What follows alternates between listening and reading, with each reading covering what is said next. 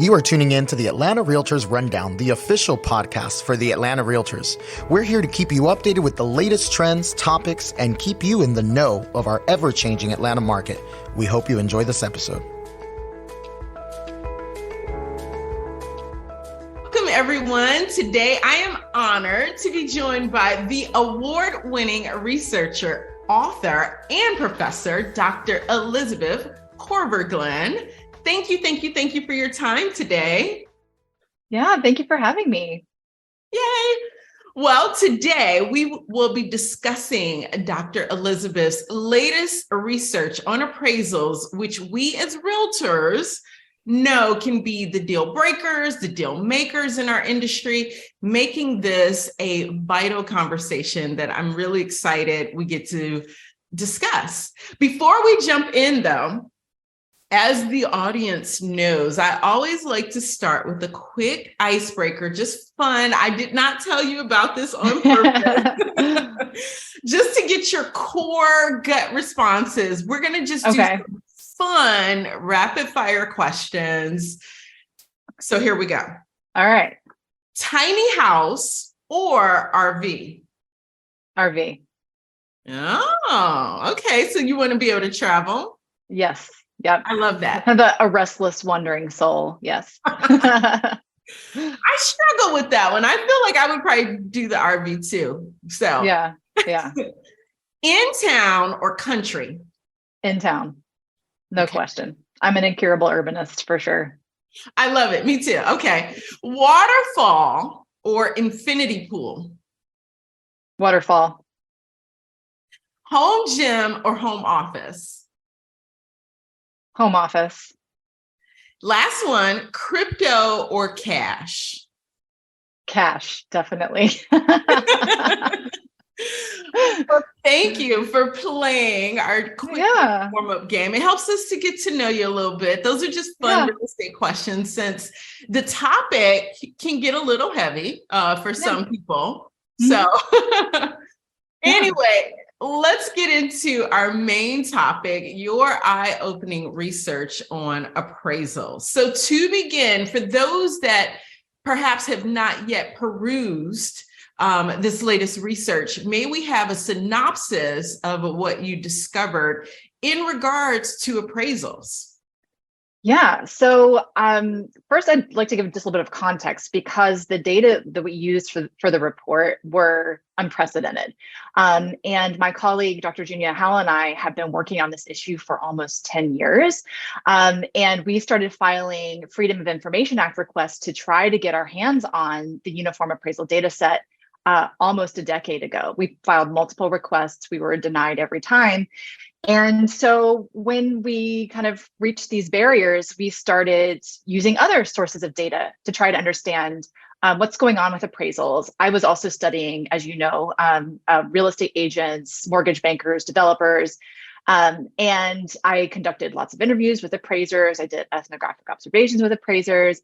And my colleague, Dr. Howell, and I started using other forms of data to try to essentially triangulate, try to use them as proxies for appraisal data because we couldn't get our hands on any actual appraisal data. So we found over and over again, every analysis we ran, no matter what data set we were using, we found that neighborhood racial composition was a tremendous predictor of home values. And that, in fact, that effect had been growing over time. And so some of that research, along with other research that folks like Dr. Andre Perry at the Brookings Institution have been doing, helped propel the Biden administration to create the Property Appraisal and Valuation Equity Task Force soon after the administration kind of began its tenure. And one of the sort of things that came out of the action plan that task force created was the public release of the Uniform Appraisal Dataset aggregated statistics. And so on October 24th of this year, so just over a month ago, the Federal Housing Finance Agency released this data for the first time ever.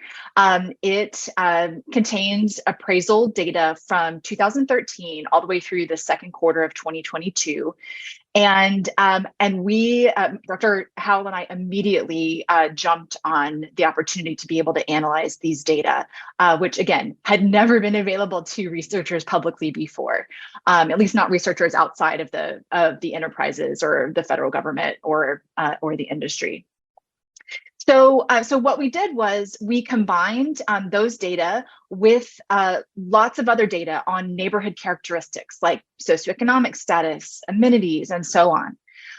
And we looked at all the data from 2013 to 2022.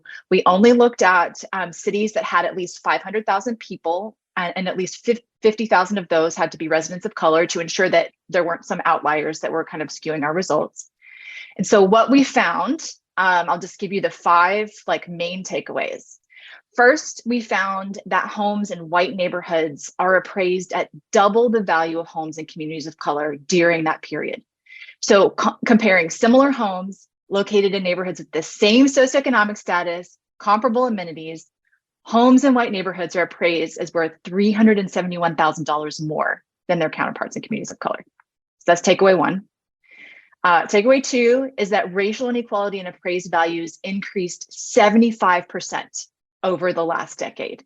So not only is the gap growing, the rate at which it is expanding tripled in the last decade. Third, the pandemic and its associated monetary policy further exacerbated racial inequality in appraised values. So in the mere 2 years, so during the height of the pandemic, the average home in white neighborhoods increased in value $136,000, which was more than twice the appreciation of a comparable house a community of color experienced. The 4th takeaway, racial inequality is growing fastest in the hottest housing markets. Can talk a little bit more about that later, but we found that it wasn't benefiting everyone equally, right? Like we've heard a lot in presenting our work elsewhere. People are like, oh, but in my city, it's such a hot market. It's really helping the communities of color too. And we're like, okay, it might be helping them a little bit, but it's helping the white neighborhoods a lot more. And that's exactly what these data said as well. And then the last takeaway was that essentially the difference between white neighborhoods and communities of color was particularly stark for American Indian, Alaska Native, Southeast Asian, and Pacific Islander communities. So in 2021, for instance, homes in white neighborhoods were appraised over 3 times more valuable than comparable homes in similar American Indian, Alaska Native neighborhoods. So those are the main takeaways of the report. It's essentially not only confirming all of our prior research, but it's actually even worse than what we found happening between 1980 and 2015, for instance. The period that these data cover from 2013 to 2021, the story is actually even worse, and it's getting worse by the year.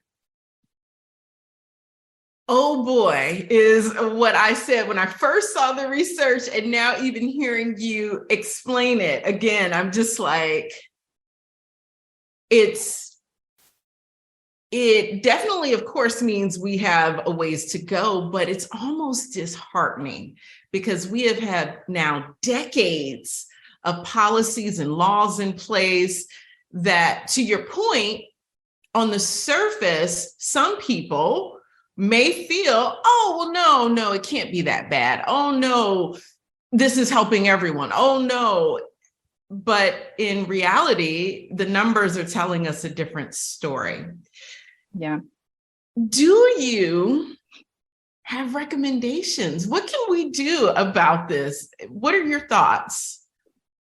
Well, so in the report, we kind of come up with 2 broad recommendations. One of them is that, and not only in this work, but some of the work that I've done, for instance, on my book, Race Brokers, is look at essentially the predominant method for appraising home value, which I know that your realtor audience is also familiar with, the sales comparison approach, which actually originated almost 100 years ago and became kind of professionalized as the dominant method of appraising homes. And there are, as you all know, there are multiple ways to assess home value. And there wasn't a dominant method 100 years ago. Many methods were used, right? So like the cost approach, for instance, the income approach. But around the time that the appraisal industry was professionalizing, the Roosevelt administration was trying to pull the United States out of the Depression. We start the Federal Housing Administration, all of that stuff. Essentially, the federal government gives the architect of the sales comparison approach the green light to institutionalize this, right? And literally explicitly make an individual home's value worth based on its location, not in a like benign sense, but in terms of who is living nearby, the neighborhood racial composition, the neighborhood class composition.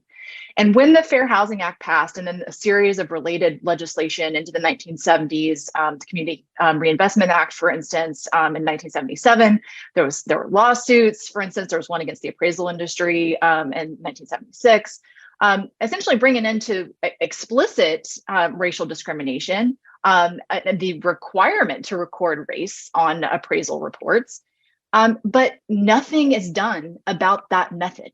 So in 1978, appraisers are still doing their valuations of homes, and they're drawing on comps from 1977 or 1976, right? So literally baking into the sort of contemporary landscape what had been previously explicitly racist in classes, right? And nothing about that method substantively changed between all this fair housing legislation and then how things are today, right? And so even comparing like the historical method to like the Appraisal Institute's training materials nowadays, there's so many similarities. It's eerie, right? So the word race isn't like used, but there are lots of other sort of coded words, right? And in my research with appraisers, that's exactly how they interpret them, right?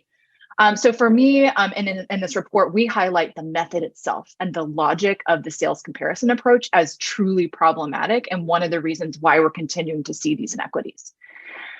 Another recommendation is that, and this, I don't know how this might sit with your audience, but we say in our report, listen, we have all of, or not we personally, but the federal government has the individual transaction data for all of these reports, all the millions of them. We can actually fix this. We can go back and correct these inequities. We know who was involved in these transactions. We know how much money was lost because people, for instance, like appraisal comes in below contract price, for instance. Homeowners in communities of color lose out because they can't sell their homes, right? So we know the federal government has that data. We have to do something about that. Like, at least we think something has to be done about that, because this isn't just about historical redlining. This isn't just about, oh, that happened then, we can't fix it now, we don't know who was being directly affected. No, we know exactly who is being affected. And we think that the word that we use, reparations, need to be paid because this is unjust and we know exactly who is involved. I love so much of what you're saying, and I get it. Some of the people in our audience may think, well, I'm an individual agent. I don't know that I have much sway. I want to address the individual part in a moment, but here's the thing about us collectively as realtors. I feel like I say this now almost every podcast. I'm always bringing out the fact that we are known as America's largest trade association. We have a level of power that not many groups have. So we do actually have influence and we can persuade. So I love this. And I think this is something that our governmental affairs should be tackling. We could actually have some sway in this. So thank you for pointing that out. What do you think from an individual standpoint? And I want to just draw attention to what you've said, because you've actually said it is kind of two things going on here, right?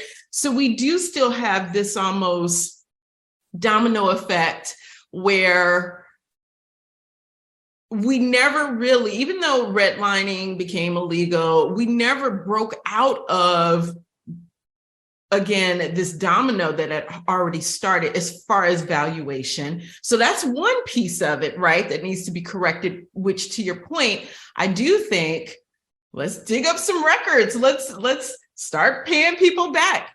My grandmother, sidebar, is in her 90s, and my granddad was a World War II veteran, but because he was Black, he did not get his housing benefits that he should have. And we know that was a thing, not just for Black Americans, Asian Americans. People are fighting to this day to get this money back. So it is important. But then on the second tier of this, I see we actually have people that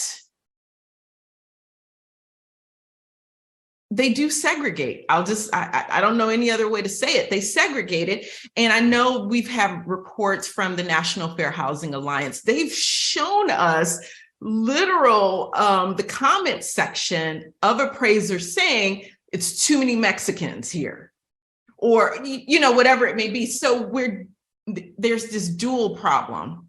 So we've got the historical piece, but then we've got the individual piece. So from the individual standpoint, do you have any recommendations for us we're not the appraisers, right? But you touch them. So what do you think we should do?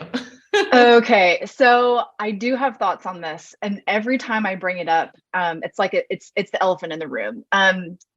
When I talk to realtors about the issue of inequitable valuations, for me, and I wrote about this in my book, one of the key parts of this for real estate brokers, real estate agents, is how you all get paid, which is, generally speaking, the percentage-based commission. And please stop me any time, because I know sometimes I've had folks come on stage and get real uncomfortable when I talk about it. But but here's the thing: in my research with real estate agents, they're very, very aware of this inequity across neighborhoods, right? They know that the most expensive homes are in white neighborhoods, and that homes in communities of color are worth much less or priced at much lower amounts, right? So what do? They know their commissions are based on a percent of the home's value. So across the board, vast majority of real estate agents try to work with white clients in white neighborhoods. They spend more time with them. They spend more effort trying to get those homes and try to get them sold. So what does that mean? It means that white homeowners and white home buyers are benefiting disproportionately relative to their counterparts in communities of color. But another part of this is that we also know that white people who buy into white neighborhoods, or white sellers who are selling their homes, overwhelmingly work with white agents that are in their social networks or that they got referred to, right? So what this structure of inequality does not only benefits the white housing consumer, it disproportionately benefits white agents. Excuse me, because they're getting paid so much more in commission, as you saw, from the report itself, double, the homes in white neighborhoods are worth double the amount of homes in communities of color. So real estate agents of color who can't work in white neighborhoods, who are trying to service their communities that they're from, they're not getting paid equally for the same work. I think that should be talked about. And I also think, so the other thing about this is that when I was doing field work with real estate agents, I know it's, people were not writing down numbers. They were not there was no paper trail. But I observed instance after instance of real estate agents who were policing other agents' commission behavior. So real estate agents who would report other agents who tried to lower their commission, or real estate agents who would not work with agents who did alternative fee structures like flat fee or something like that. They just would refuse to work with them. And so what does this do? It keeps the percentage-based commission intact, even if it's not written down, even if it's not a formal policy. And that commission structure disproportionately benefits white communities and homeowners and home buyers in white communities and white agents who represent them. And I think that should be talked about. I think that agents, whether it's brokerages, brokers, individual agents, I don't know all the norms. Obviously, I'm not an agent myself, but somehow I think that is something that also individual agents can do, actually, because even though you're not selecting the comps that appraisers themselves are using, although I've seen agents try to influence appraisers' comp selections lots of times, you're not ultimately, the ones doing that valuation. But you are indirectly and directly related to it in that your pay is very often tied to the valuation itself, in terms of like how much the home is actually sold for. So, I mean, I don't know how that sits with you or your audience, but I try to talk about it as much as I can because I think it's a really important issue. No, that's a great point to bring up. And, it speaks to a lot of things. Even if a company weren't go to a flat fee model per se, there's still a lot of things around the income structure that could make it more equitable. There's that would be a whole nother pod, I think, and a whole nother discussion. Yeah.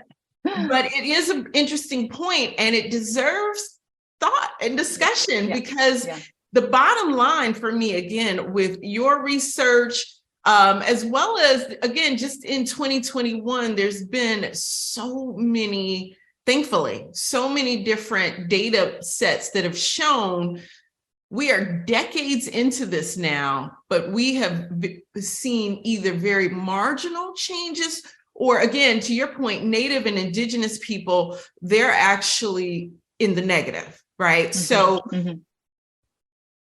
it's not working. No. We do have to figure it out. We've got to think outside the box about all of this. Yeah. And again, I think it doesn't need to just be dismissed like, oh, I'm not doing that. Oh, that's too much to ask. Well, go ahead. Well, I was going to say one of the other things that as you were talking, I was reminded of this. So at the individual level, like if you're working with clients and their appraisal comes in below the contract price, I would say be real suspicious of that, especially if it's in a community of color, because we know that happens more often in communities of color. We know that systematically appraisers are turning in valuations that are below contract price. And so if that happens to you or your clients, I would maybe try to get a second appraisal. I would push back a little bit. I would, there are things you can do, right? To try to address that, right? Because we know we've seen the data. We know that it happens more often in communities of color, net of home characteristics, right? And so actually, and that was one of the ways that I first got into this research, was that happened to someone that I knew in Houston, lived in an amenity-rich, like upper middle class community of color in suburban Houston. And they tried to sell their house and the appraisal came in well below the contract price. And they ended up having to go through a short sale and it was a disaster, right? Lost so much equity. And so I think at the individual level, that's yet another thing, right? To be aware that this is what's happening and be willing to use that influence as a real estate agent to try to pressure the lender or the like the others that are involved to maybe give it another look, right?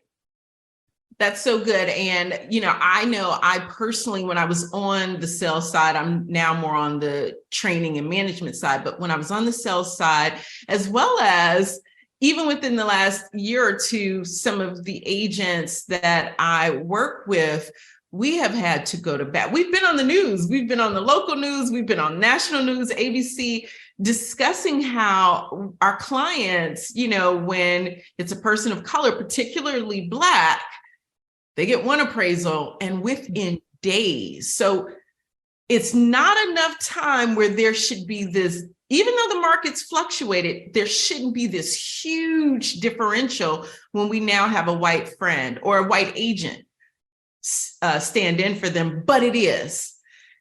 So we've been highlighting this over the last couple of years since the pandemic started, and it's disheartening. Again, it almost speaks to why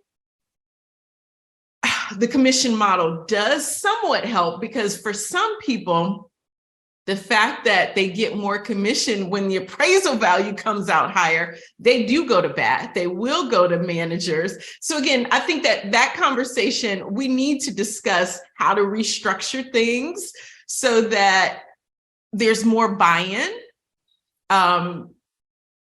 There's so much there. I don't want to make this a super long conversation, but any final thoughts? There's so much good information. I want to encourage everyone, and I'm sure in our show notes, we'll include the link to the report. But I just want to encourage everyone, if they haven't read it, read the report. But any final thoughts, particularly for real estate professionals, what else? Yeah, I guess I would just say that one of the things that we have run into over and over again is real estate professionals who, kind of as you alluded to earlier, like, well, it's just me. Like, what can I do? Or, we don't really make the market. We're just facilitating. We're just like helping folks. And as someone who's been studying this for almost a decade now, it's like, well, you all are really important to this process, and you make a lot of decisions that affect real housing consumers' lives in a lot of ways. And it's your job, so it might feel like routine or just like not that special. But for the average American who might buy one, maybe two houses in their entire lifetime, you all are, things. You are the authority figures, and you make really important decisions that actually do matter and that do make the market in a lot of ways, right?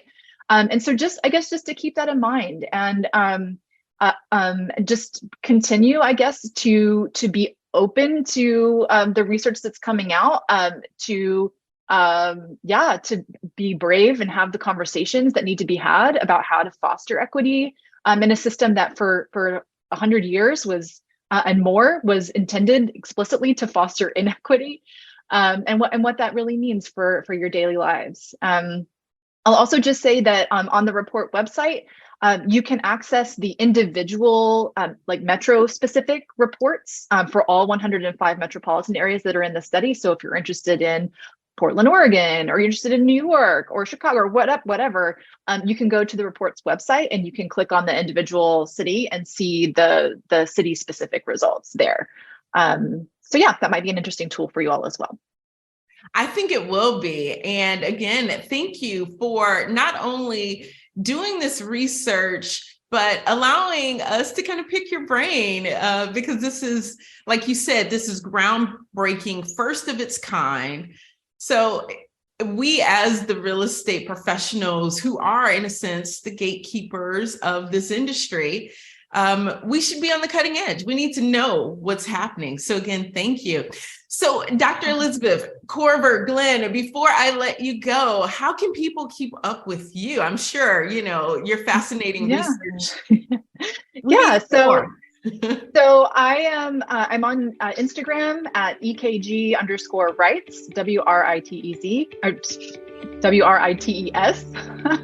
I'm also on Twitter, at least until, however long Twitter is around. I'm at Elizabeth KG, KAYGEE. And you can also find me on my website, elizabethkorverglenn.com.